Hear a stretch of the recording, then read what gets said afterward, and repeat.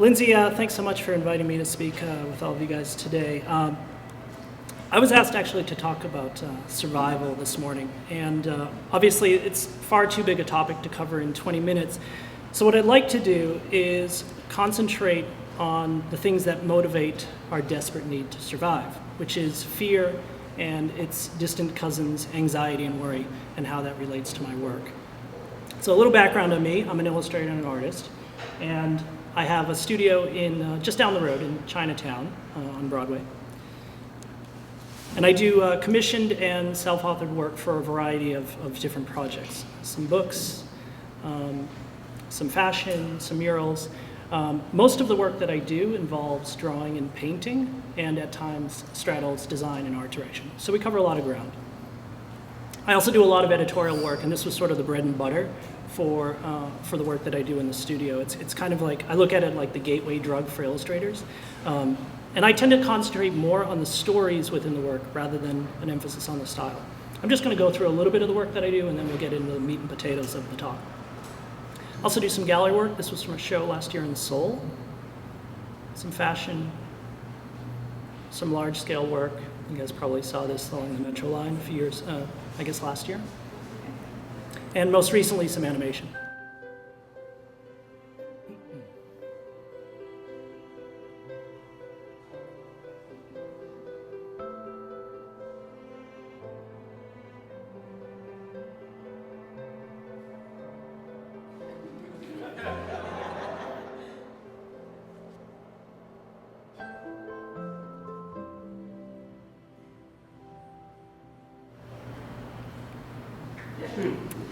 On the creative spectrum, though, as someone who makes a living as an artist, there's always that background anxiety of the business surviving, and I think probably a lot of you in the room can probably relate to this. But what I've also discovered is that anxiety also exists within the work that I do and the stories that I like to tell. But I didn't always know this. Prior to living in LA, I was actually living in New York City, and I was working as an art director at the New York Times. And being in New York, for those of you who work there or live there, and I was also working at Daily Section, I think I became a lot more aware of that white noise of anxiety in my life, and I'm sure you probably can relate. And there was this one incident that I remember. It was just before I left the paper.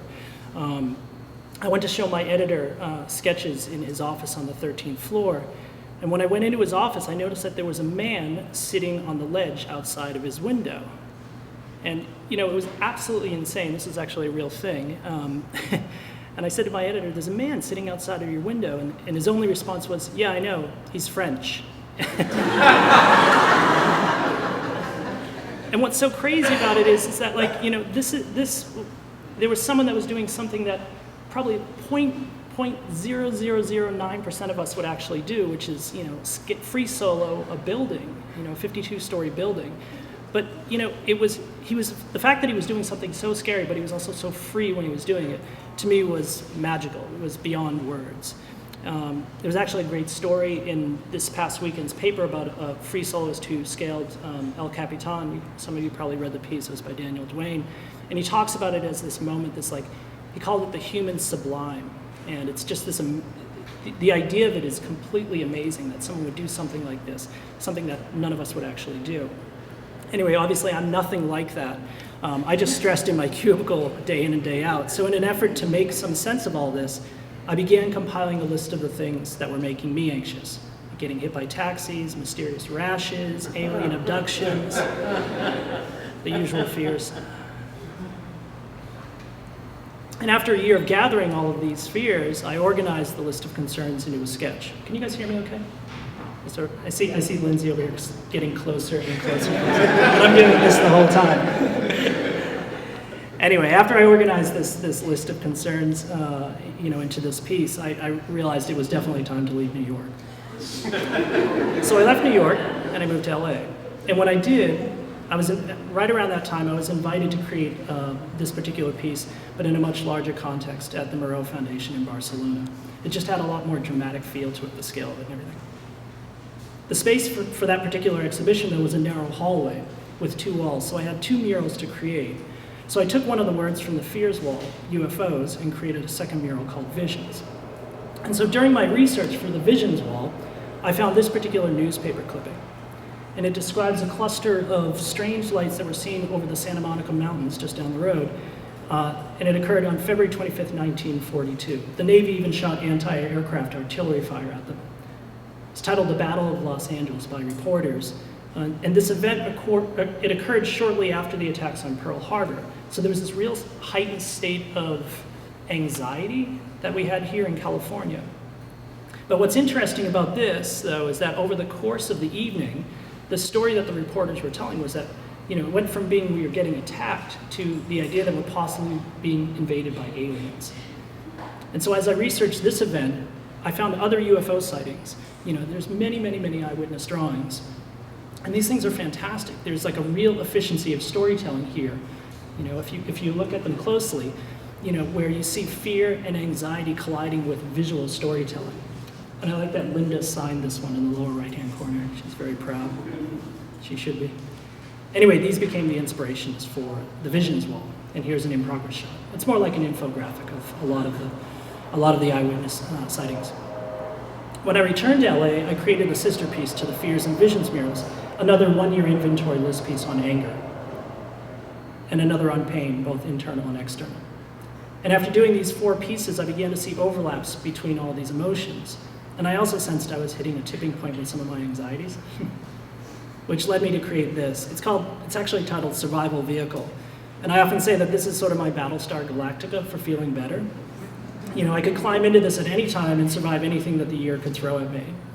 Weirdly enough, that show that I had in Seoul last year, a woman bought this for her 3-year-old son, which I'm not sure what that says, but...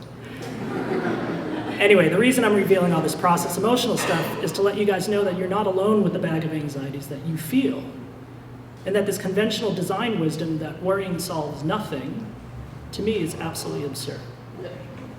For me, the idea of worrying solves everything. And the stories that I discover by worrying have become the basis of most of the work that I do. Whether it's embarrassing moments, violence, crazy ex-girlfriends, it's not a self-portrait, fame, and revenge, a good portion of the work that I do relies on me accepting this about myself and telling these stories within my work. I recently went home. Actually, I went back to visit my parents with my wife and our 6-month-old baby. I could have done the entire lecture about that particular trip. My parents are in their 70s. They've been happily married for over 50 years, and they're the best, right? But the idea of being older, this idea of survival and worry, takes on a different type of urgency for them. If you enter my parents' house, you would hear this. I'm going to play this. Brace yourselves.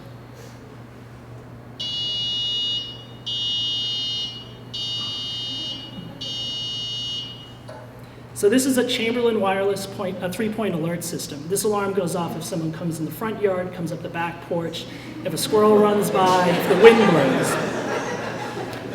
And if you get past the alarm, you'll be greeted by Max. This is Max. He's a dog, I think.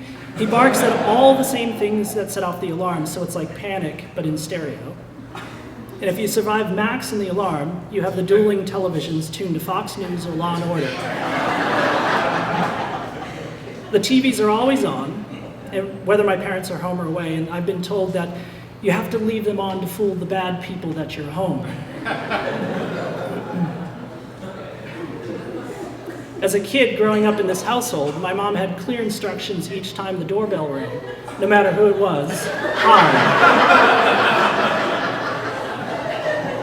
I have no idea why we did this, but I have memories of dropping to my knees and crawling around on the floor when the mailman came to the door.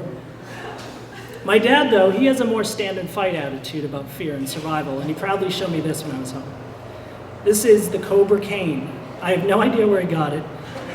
It's actually made of metal, and it's extremely heavy. And if you come to visit my parents in the middle of the night, and you get past the alarms and Max and the TVs, my dad will gladly show you the sword that's hidden inside of it. Those are his words, not mine. Now, we all smile about this stuff, right? We could so easily write this off as old people worry about all the scary stuff in the world today. But the truth is, we're all the same, right? We all have degrees of anxiety that we carry with us. And I'm sure we all worried about the same weird shit this morning, being on time, where you would sit today, who you might run into, the cool tote bag you were going to bring. We're all the same. And I'm clearly the same as my parents, except my TV is a baby monitor providing me a steady dose of anxiety every single night. This is kind of like my Fox News. His eyes clear up during the day, by the way. Anyway, nowadays my world fits within these halos of worry. So there's baby, there's work, there's family and friends, middle of the night anxieties about babies, family, friends, and work. Sunspots, strange aches outside of the world coming to an end. But the reality is, and you guys all know this, the world's more like this. It's like a big Jenga mashup of all these things spilling all over the place. And this scares us, right? Such a weird one. The idea that our internal fears and anxieties have merged with the outside world that's becoming completely meatballs right in front of our eyes. All the while, all our devices, whether it's parents, friends, news, government, everything, even the TV, are all instructing us to do one of two things. Either be scared or stay cool. And I'd love to pretend that I play it cool, right? And I'd love to stand on the sidelines snapping pictures of my best life. And for a while, just after my son was born, I tried, I really did. But then we had an election. Sorry to remind everyone. And I think that's where people around the world could no longer hide all their anxieties, and shit just got bananas, right? And if you were like me, you were glued to your mobile device during the campaign watching this car crash happen. I just felt like I was sinking, The tightness in my chest, the sleepless nights, it was all coming back. We were all worried about our future. But I didn't even feel like working, and I'm sure a lot of you can relate to this. So I called my animator in New York City, Pablo Delkin. He's an amazing designer and animator who I collaborate with on almost all the animated projects I work on. And I discussed creating something, anything really, just to keep us moving forward and not stand on the sidelines pretending like it would all just pass. So I can do this. What we ended up creating was a call to action piece, and it was a comment about our shared anxiety over the future. Take a look.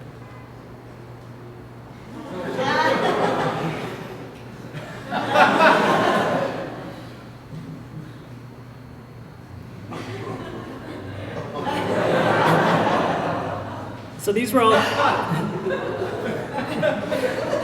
created in real time.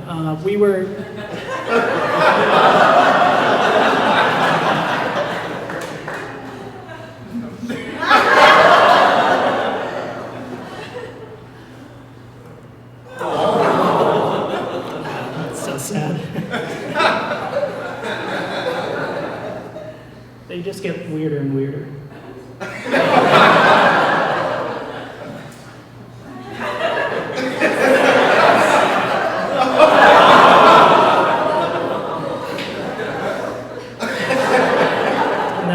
All of us, I'm sure. So that was night of the 11th. Anyway, these were posted on Instagram. They had no effect, obviously, at all, but maybe some of us laughed a little bit. Felt like we could all relate. Anyway, this is the last project that I'm going to show you guys. It's a series that I've been illustrating the last 7 years. Some of you might see it in the Sunday New York Times. It's called Modern Love. And the columns are, if you're not familiar with it, the columns are first-person essays about relationships and surviving love in all the varied forms that it can take. Because the column is about so many heavy things, love obviously is much deeper than just hearts and smiles and things like that. So for me, it really is the perfect format and forum to express all the that big giant bag of emotions and anxieties and experiences that I've had. And I tend to look at most of them as like visual love notes. This one was about becoming a widow. The man was surrounded by his deceased wife's collection of housewares. And so when I'm working on sketches for these things, I'm always focusing on whether or not the sketch can actually elicit emotion. Here's a bit of my process broken down. And I've been working on the column for about 7 years, so I have a pretty good sense of trust established with the art director, so the work's pretty casual. Obviously, this is not something I show the art director. This is just my list format for generating ideas. They always start, for me, all my projects always start with writing first. This particular story is about a man who he meets this beautiful woman, but and he wants to ask her out on a date, and he eventually gets up the courage to do it, but he's terribly shy around women, and there's this traumatic event on his first date where he ends up in the emergency room. So I'm trying to sketch around this idea of shyness, embarrassment, but also a traumatic dating event. I tend to avoid all the details of the essays. It doesn't make any sense for me to sketch the same thing that the oracle's already writing. So what I'm trying to do is create a parallel narrative to that story, so the reader or the audience who's looking at this work, they get the opportunity to see two stories. And I think for the most part, there's just the last two sketches. They ended up going with the one on the left. Yeah, that's the finished piece. This was one about guys who ride bikes to first dates.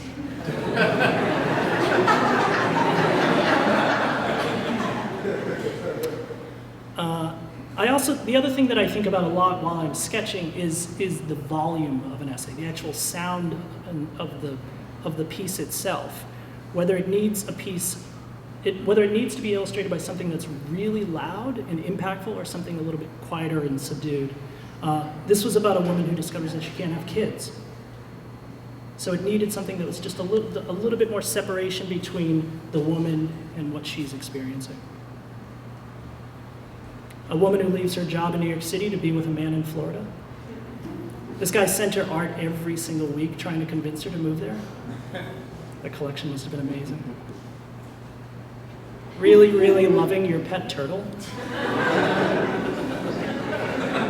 Again, we laugh at this, but the humor in that essay is the thing that I'm trying to measure up to.